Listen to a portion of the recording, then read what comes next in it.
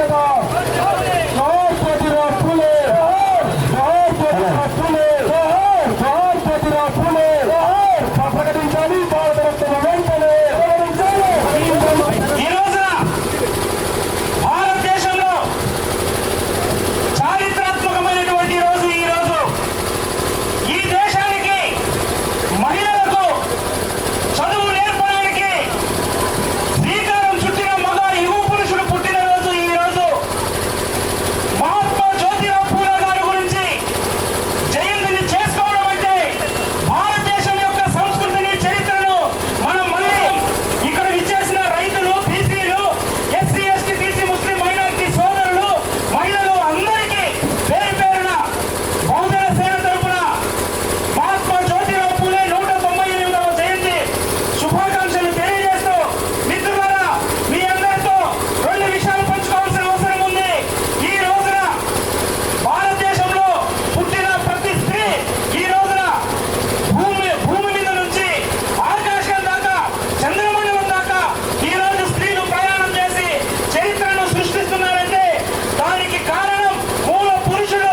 ఆ చదువుకు ఆజ్యం పోసేటువంటి మహోన్నత వ్యక్తి కేవలం మహాత్మా జ్యోతిరావు ఫూలే గారు అనే విషయాన్ని ఈ సమాజం గుర్తించాలి.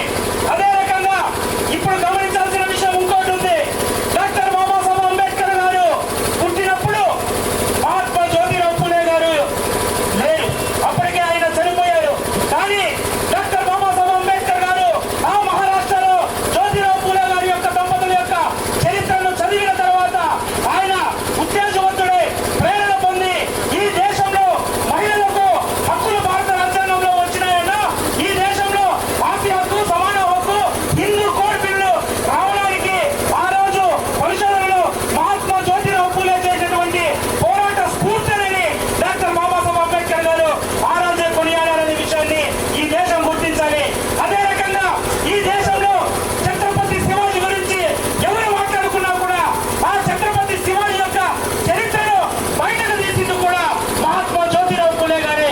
మహాత్మా జ్యోతిరావు ఫూలే గారు లేకుంటే ఈ రోజున భారతదేశంలో ఛత్రపతి మహారాజు కూడా ఆయన యొక్క చరిత్ర కూడా బయట వచ్చేది కాదు. మిత్రులారా మనం గమనించాలి.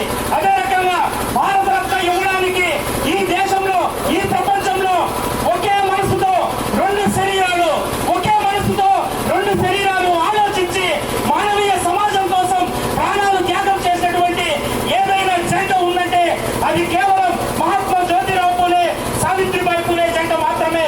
ప్రపంచంలో రెండు శరీరాలు ఒకే ఆలోచనతో మాట్లాడిన చరిత్ర ఏ దేశంలోనూ లేదు. అది కేవలం భారతదేశంలో మహాత్మా జ్యోతిరావు ఫూలే దంపతులకే దక్కుతుంది. ఈ ఘనత విషయాన్ని గుర్తించాలి. ఈ దేశంలో మహారాష్ట్ర ప్రభుత్వం మార్చి 22వ తేదీన అసెంబ్లీలో అన్ని పార్టీలు ఏకగ్రీవంగా తీర్మానం చేసి ఫూలే దంపతులకు భారతరత్న ప్రకటించాలని చెప్పేసి మహారాష్ట్ర ప్రభుత్వం ఆల్రెడీ ఇప్పటికే కేంద్రానికి లేఖ పంపింది. ఈ విధానాన్ని పుణుకుపుచ్చుకొని ఆంధ్రప్రదేశ్ ప్రభుత్వం కూడా మహాత్మా జ్యోతిరావు ఫూలే దంపతులకు భారతరత్న ప్రకటన వచ్చేంత వరకు కూడా కేంద్రానికి లేఖ రాయాలని చెప్పేసి మేము ఈ సందర్భంగా ఈ ప్రభుత్వాన్ని, కూటమి ప్రభుత్వాన్ని మేము డిమాండ్ చేస్తున్నాం. కాబట్టి మిత్రులారా, ఈ దేశంలో ఒక జంట భారతరత్న పొందడానికి ఏదైనా అర్హత ఉన్న జంట ఏదైనా ఉందంటే అది కేవలం మహాత్మా ఫూలే, సావిత్రిబాయి ఫూలే యొక్క జంటని తెలియజేస్తూ ఈ మహాసంకల్ప ర్యాలీకి సహకరించిన అందరికీ పేరు పేరులో కూడా మరొకసారి ధన్యవాదాలు తెలియజేస్తూ ఈ కార్యక్రమాన్ని విజయవంతం చేయడంలో బహుజన సేన కుటుంబ సభ్యులు, బృందము అందరూ కూడా కష్టపడి విజయవంతం చేసిన దానికి పేరు పేరున రాష్ట్ర కమిటీ తరఫున ప్రత్యేకంగా ధన్యవాదాలు తెలియజేస్తున్నారు. జోహార్ జ్యోతిరావు ఫూలే వర్ధిల్లాలి బహుజనుల ఐక్యత, వర్ధిల్లాలి బహుజనుల ఐక్యత, ప్రకటించాలి భారతరత్న వెంటనే.